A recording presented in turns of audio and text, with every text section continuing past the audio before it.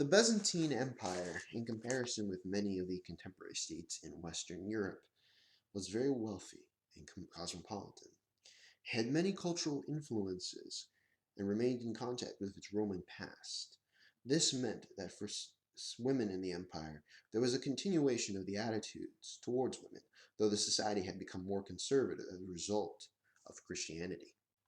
As in the Roman Empire, women were seen in a position that was subordinate to men. They were seen as the daughters of Eve, who had tempted Adam to take the apple from the Garden of Eden.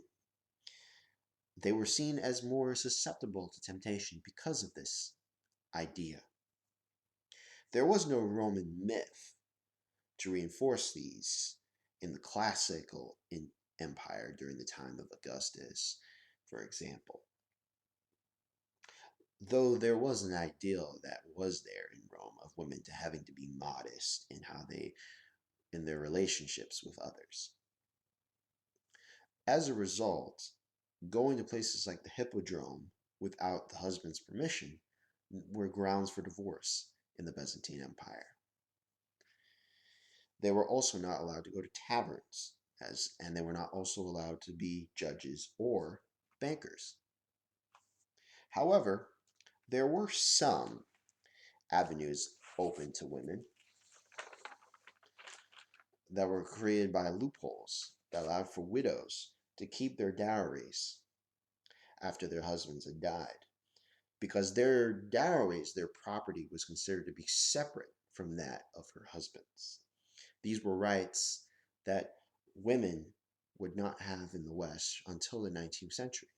Byzantine women were also able to make wills even when married, and also to be partners to contracts. Women had an important role in the politics of Constantinople. While elite women largely spent their time at home, many commoners were involved in mobs that often dominated the city landscape. We have examples of women going against iconoclasm, trying to protect icons from being destroyed by soldiers.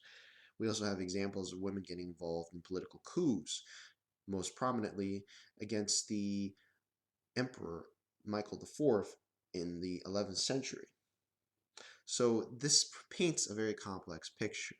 There was an ideal of women having to be at home, but the higher the higher up you were in social status, that was more likely to be the ideal that was supposed to be practiced.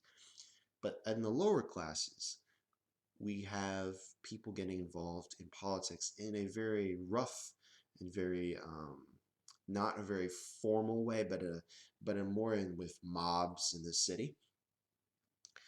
But we also have examples of lower class women engaging in commerce, engaging in merchant type affairs.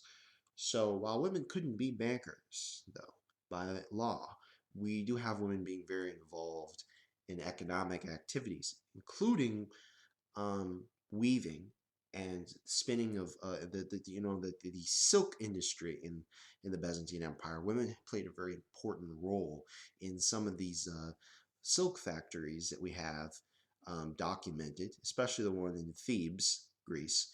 So we have a lot of this evidence to support that women were very involved in the commercial life of the Byzantine Empire. Thank you for watching my video, and please remember to subscribe to get more videos on Byzantine and Greek history.